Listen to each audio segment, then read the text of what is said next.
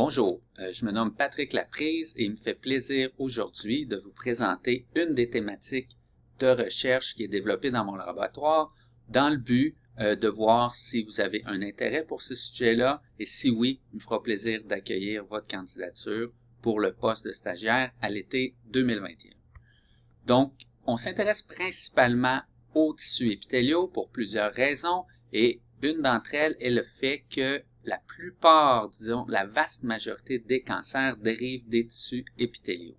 Et lors de la progression tumorale, les cellules épithéliales subissent souvent une reprogrammation génétique qui va leur donner une identité mésenchymateuse qui va être associée à leur capacité invasive et éventuellement à la formation de métastases, donc de tumeurs secondaires ailleurs dans l'organisme, qui sont souvent associées au décès des patients.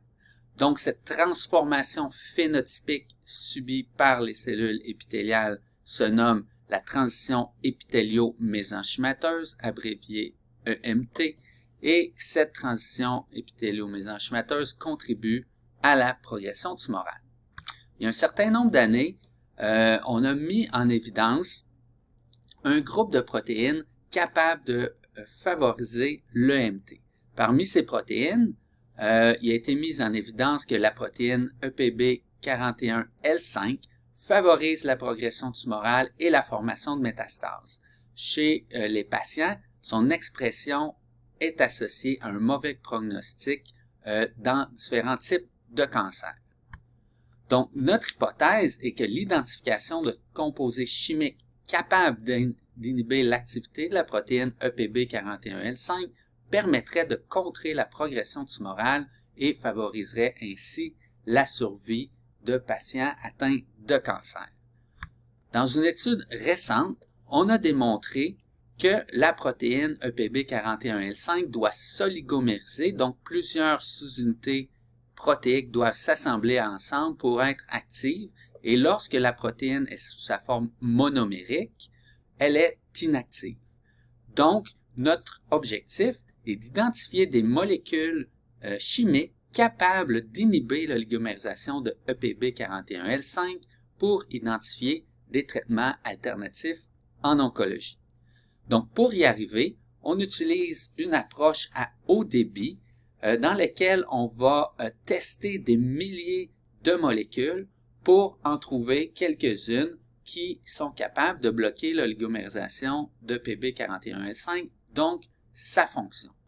Par la suite, on va utiliser ces molécules candidates et tester leur effet sur des cellules et in vivo pour déterminer si effectivement elles sont capables d'inhiber la croissance tumorale, l'invasion cellulaire et la formation de métastases. En parallèle à ces techniques de biologie cellulaire, on utilise aussi de la biologie moléculaire.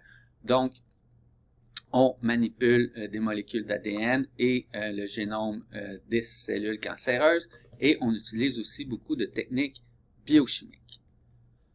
Dans mon laboratoire, je veux vraiment offrir une expérience immersive en recherche à l'étudiant, c'est-à-dire que je lui confie un projet ou un sous-projet qui fait partie d'une plus vaste étude pour que l'étudiant puisse émettre des hypothèses, monter un plan expérimental pour répondre à ces hypothèses et ensuite analyser les résultats pour voir si l'hypothèse a été validée ou non. Et suite à ça, il y a la progression du projet. Donc, l'aspect théorique est tout aussi important à mon avis que l'aspect technique lors d'un stage et c'est cette opportunité que je veux offrir aux stagiaires. La supervision dans le laboratoire est assurée par moi-même et aussi deux professionnels de recherche expérimentés, Alexandra Jeté et Clémence Gamblin, qui sont là sur le terrain au jour le jour pour la formation des nouveaux étudiants et les supporter dans leur technique. Donc voilà, j'espère que vous avez trouvé que ce projet est intéressant et il me fera plaisir de recevoir vos CV et d'éventuellement vous parler lors d'une entrevue. Donc, merci et au revoir.